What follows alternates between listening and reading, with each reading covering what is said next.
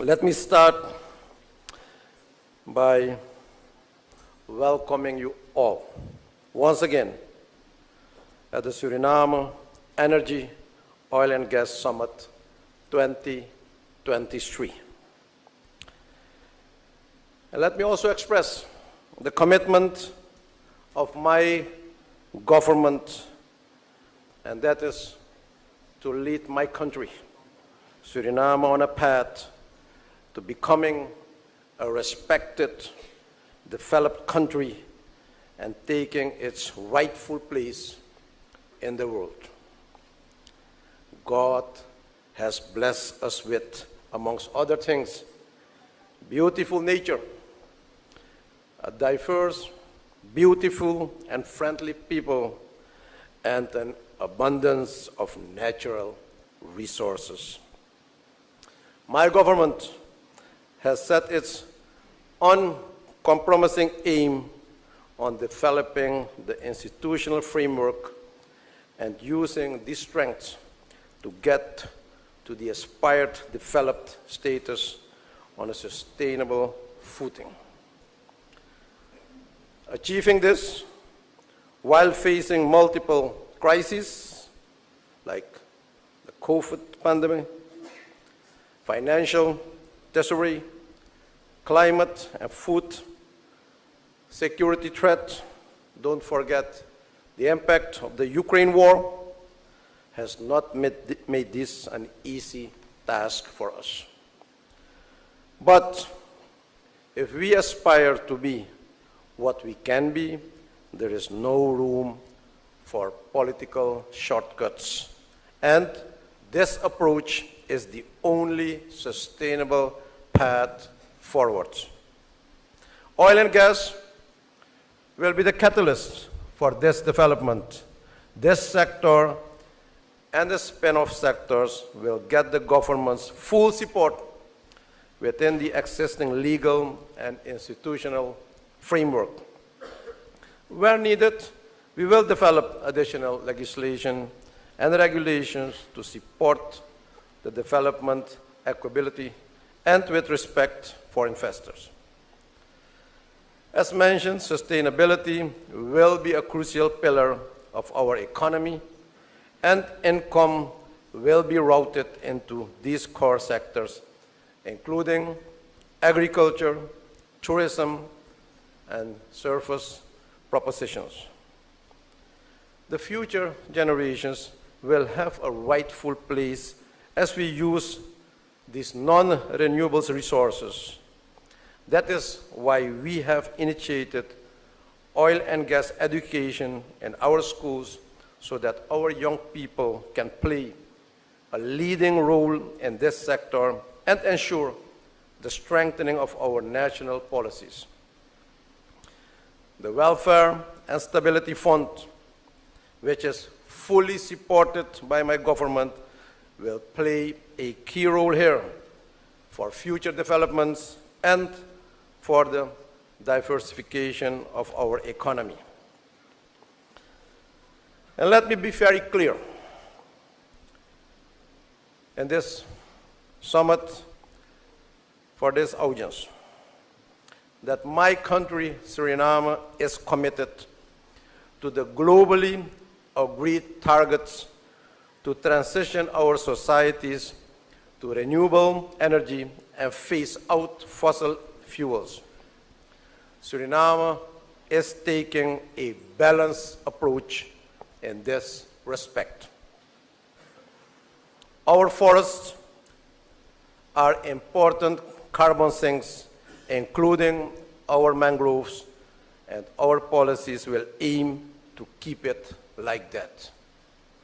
Ladies and gentlemen, Suriname is proud that our own state oil company, Toespraak, can host this third edition of the Suriname Energy, Oil and Gas Summit.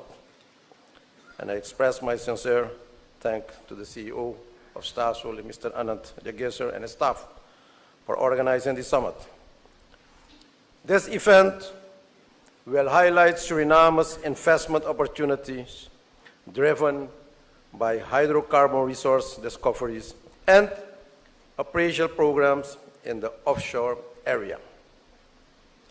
You will be investing in one of the greenest countries in the world, one of the 3 carbon negative countries, and your investment will fuel a just transition to a more sustainable world powered by renewable energy resources.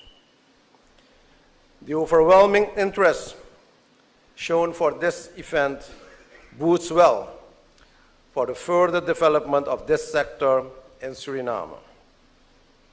Today, I am here to announce that Suriname is ready to make our beautiful country one of the top oil and gas producers and exporters. It is time for countries that have gone, and I'll ask your attention for this part. It is time for countries that have gone through difficult economic times to take their rightful place and enjoy the benefits of their natural resources developed to strict international standards and propel our transition into a sustainable economy. Let me go through some key focus areas in this regard.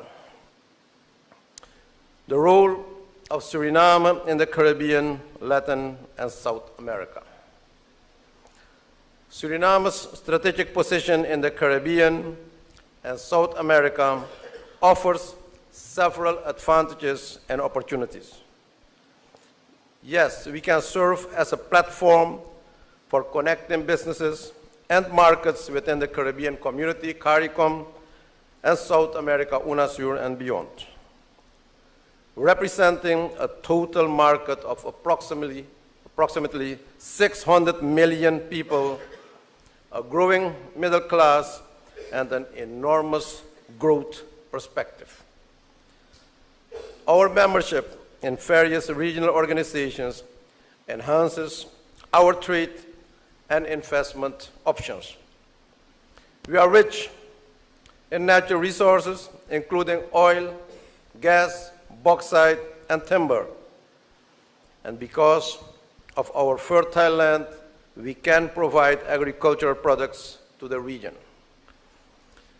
We would highly plead to our regional neighbors to invest in infrastructure like bridges, ferries, ports, airports, and road networks to support connectivity, to move goods, services, and people, share cultural experiences and festivities, and enable trade and investment activities. Further developing and integrating numerous previously produced regional integration plans could kick this off. Now Guyana and Suriname provide a strong momentum in this regard with their vast oil and gas resources as a catalyst.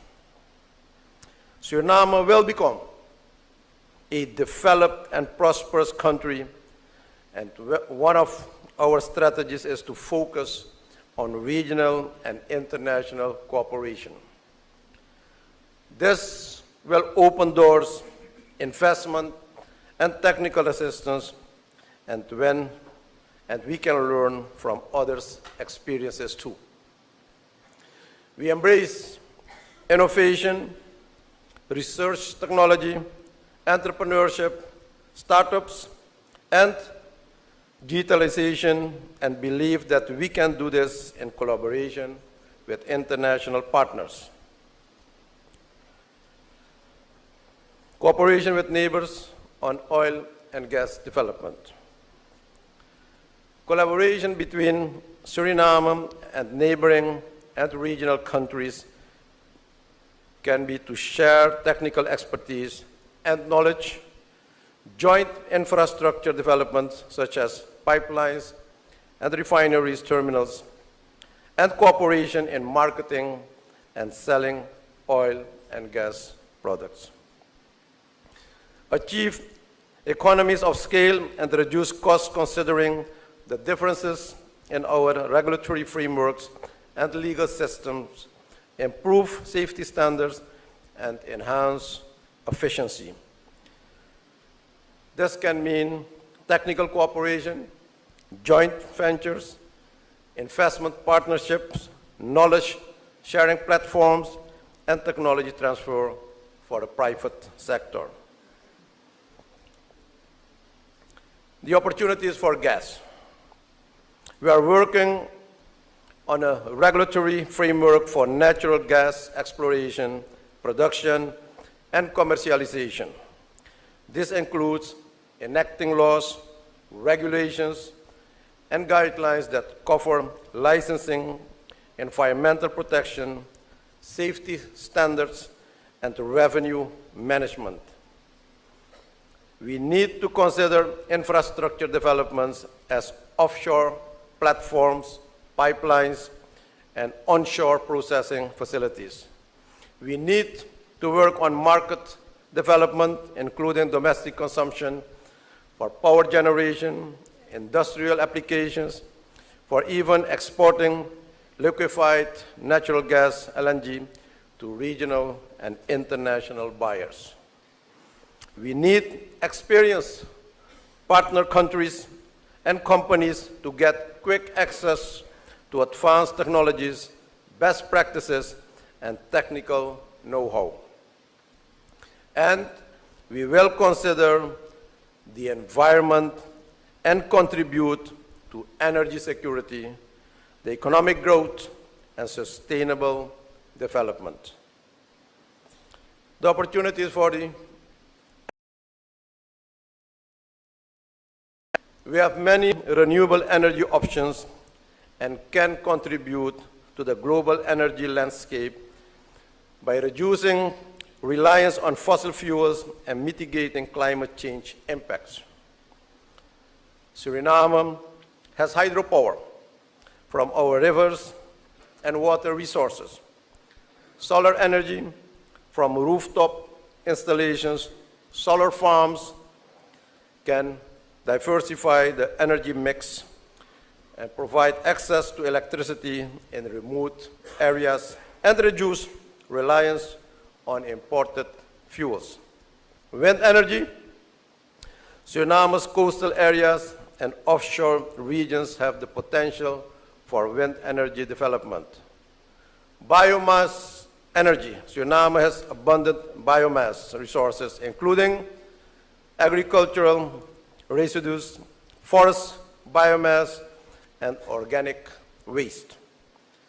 Natural gas, developing our resources can provide a transitional fuel option, support the transition to cleaner energy sources, and facilitate economic development.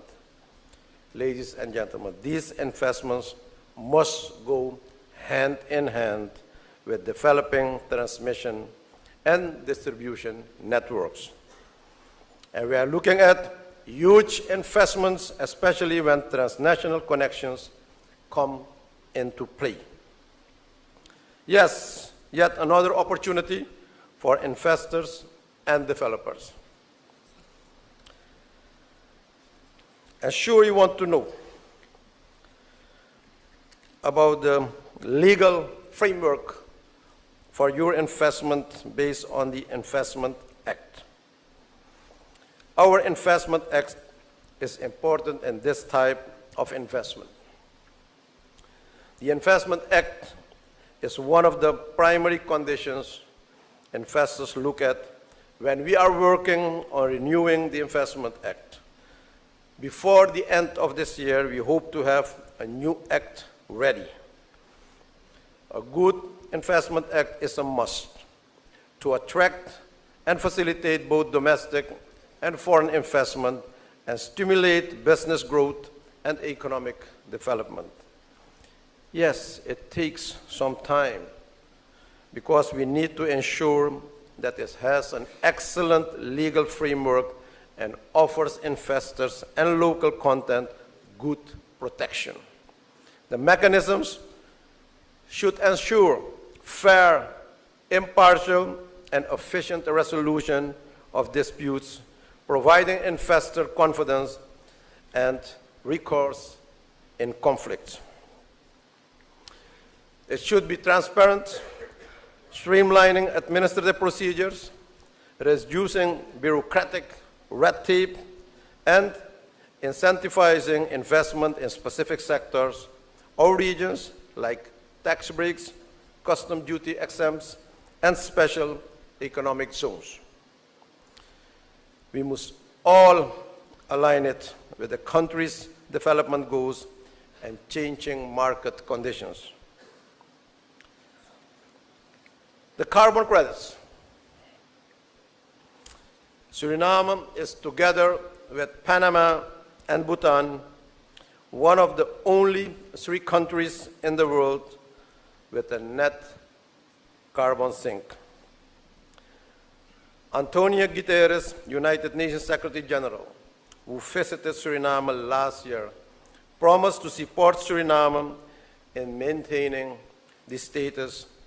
And during the recent visit by Frans Timmermans, the EU Commissioner, he also emphasized Suriname's importance for the Amazon and promised technical assistance too. We have been discussing carbon credits for some time now, but are at the doorstep of making decisions.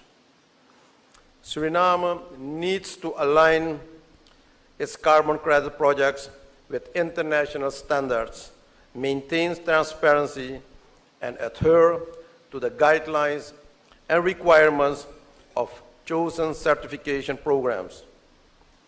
In this context, we cannot discuss this without acknowledging the crucial role that indigenous and tribal peoples have to play in maintaining our forests, and also they played in the past centuries. And equitable and just benefit sharing needs to be in place to ensure they can pursue their development paths based on their plans.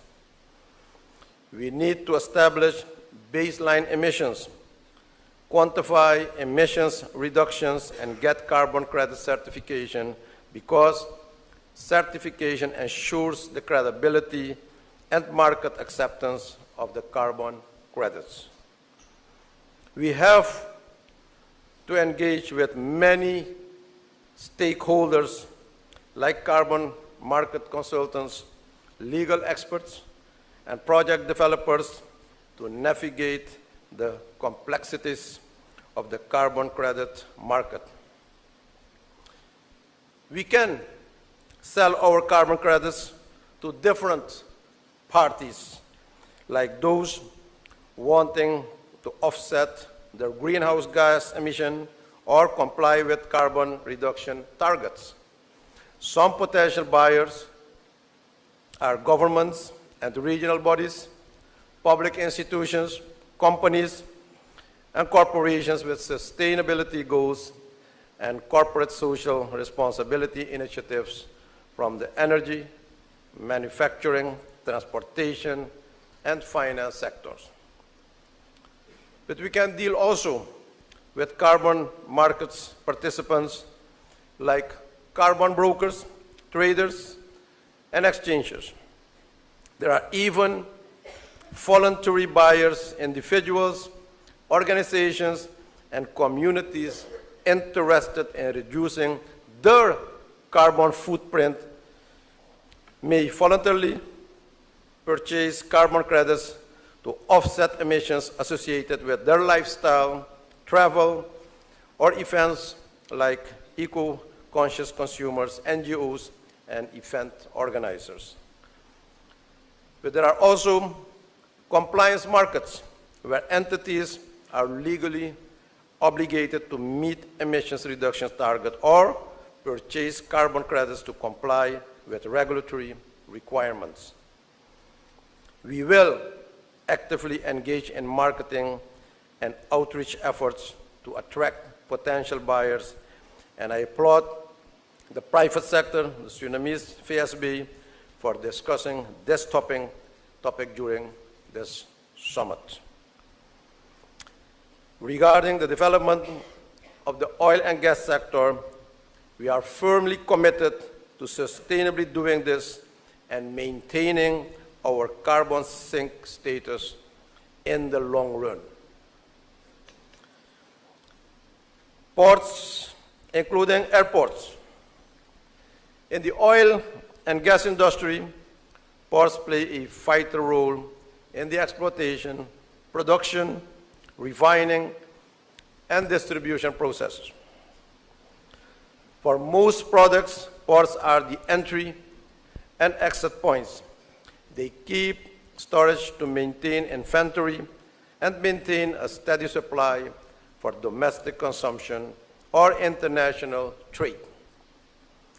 Another vital aspect of port is offshore logistical support and supply vessels with equipment, drilling rigs, food supplies, and crew changes. We know that ports are crucial logistical hubs in the oil and gas industry and welcome all investment in this branch. We applaud also the existing ports that have enabled our country to bring local content to an above par level on short notice. Investments are underway in shore base to ensure this crucial element is fulfilled from Suriname. They were all prepared. And we'll soon have a mid-size aircraft international airport in the north coastal area of Suriname. And I visited that airport last Friday. And I can tell you, the market of Suriname is preparing itself for this huge investment in the oil and gas and the spin-off of the oil and gas. And let us applaud these investors also in Suriname.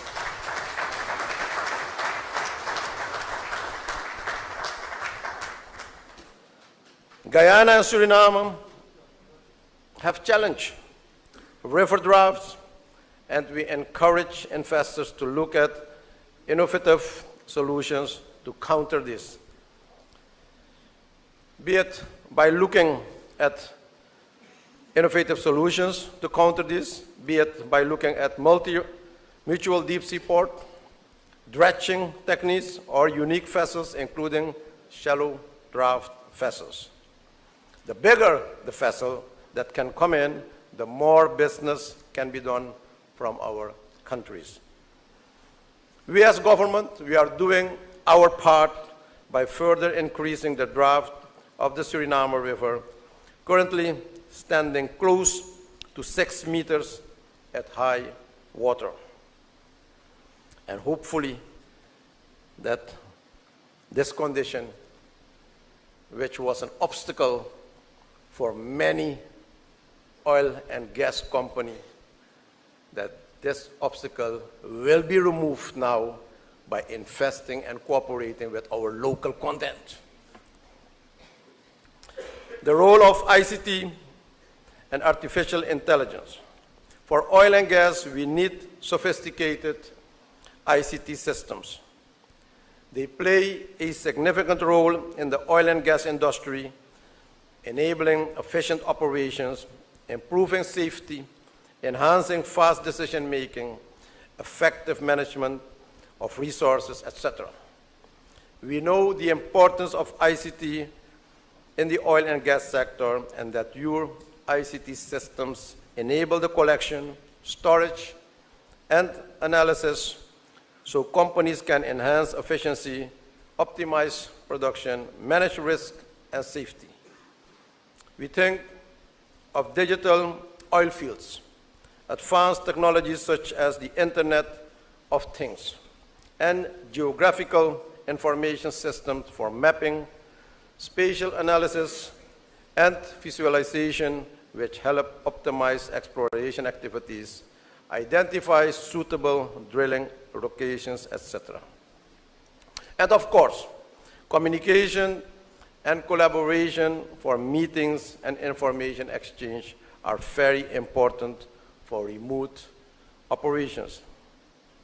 We also know the potential applications for artificial intelligence for the oil and gas industry in Suriname, like improving the accuracy of exploration and reservoir characterization, identification patterns, and potential drilling locations, improving production, optimizing supply chain optimizations, a market research by analyzing real-time data from sensors, production rates, identify inefficiencies, predict equipment failures, leading to improved production efficiency and reduced downtime. It can even be used in predictive and proactive maintenance, minimizing unplanned downtime. It can help with safety and risk management, analyze historical incident data, identify potential safety hazards, and develop risk mitigation strategies, alerting operators to potentially safety intervention issues, where again, robotics and automation can be used for various tasks. Ladies and gentlemen, we need quality data, skilled personnel, and robust computing infrastructure. Our companies should consider partnering with technology companies, research institutions, and industry experts to leverage all solutions and develop tailored applications that align with the country's needs and objectives. While most partners will come with their software solutions, there is a strong need for Suriname to develop the backbone infrastructure to support reliable connection at world standards. The industry park, with the development of oil and gas, the call for industry parks becomes more intense.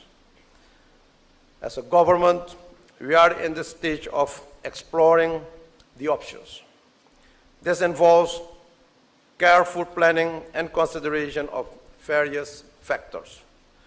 We must discuss and consider factors such as the governance structure and the management framework locations, market demand, infrastructure requirements, environmental impact, legal and regulatory considerations, zoning regulations, transportation access, utilities, tax breaks, etc., etc.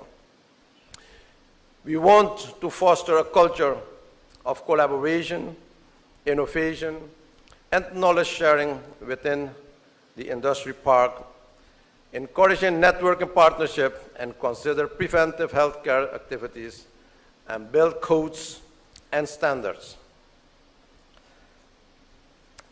The LEC Education and Innovation Park.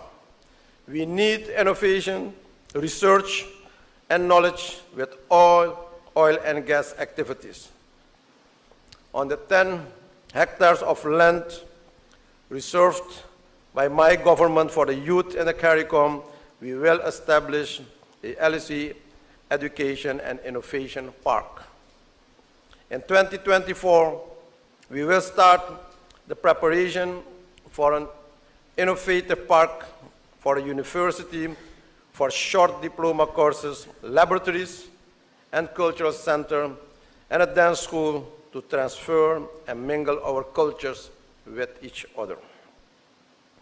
We will engage with relevant stakeholders, including international government bodies, academic institutions, and private enterprises. Conference centers, incubation spaces, and networking areas facilitate collaboration, research and development programs to support scientific breakthroughs, and the commercialization, organize demo days, and pitch events.